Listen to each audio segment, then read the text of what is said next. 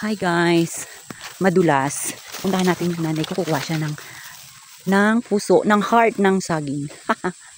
Heart. So ayan.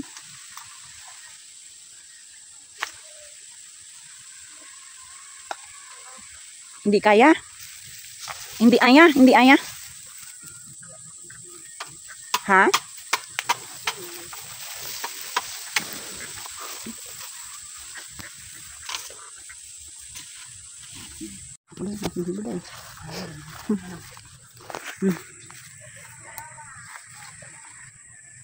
Ay. Ah. Yoy. Baka hindi mo kaya magbalikwas ka dyan. Ay.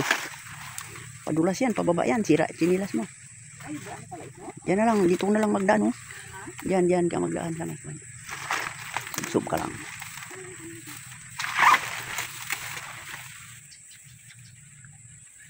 Yan. Mantahan ka. Hipan mo. Hipan mo, ganun, no? Tatlong bisis doon pumiharap sa putulan. Yan, ganun. Yan. So may buntot mo. Tapwit. Ganyan. Para magbutsur ang bunga.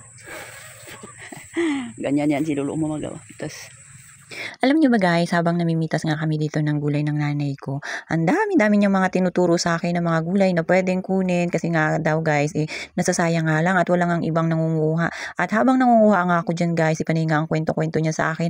Ang dami-daming kwento dahil nga siguro guys, matagal nga kaming hindi nag-uusap lagi ng nanay ko dahil nga napaka-busy at wala nga laging kasama si nanay doon sa bahay sa pag-aalaga kayayam. Kaya bibihira lang din talaga akong makaalis at makapasyal dito sa kanya.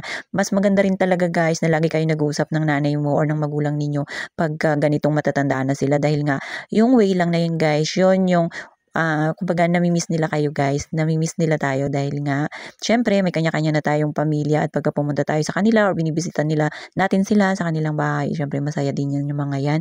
Hindi lang nila pinapakita guys pero natutuwa yan sila na binibisita natin sila. Ganon din ba sa inyo guys? Nararamdaman nyo rin ba yun? Kasi ito yung nanay ko guys, ito yung tao, ito yung nanay talaga na ayaw niya na tumitira nga sa mga anak dahil nga iniisip niya may sarili naman daw siyang bahay at hindi niya nga magawa kung ano yung gusto niya. Tama rin naman kung baga ibigyan natin ng laya yung ating mga magulang kasi doon na yung kanilang comfort place na nila yun guys, kumbaga doon na sila nasanay at support na lang tayo sa kanila guys.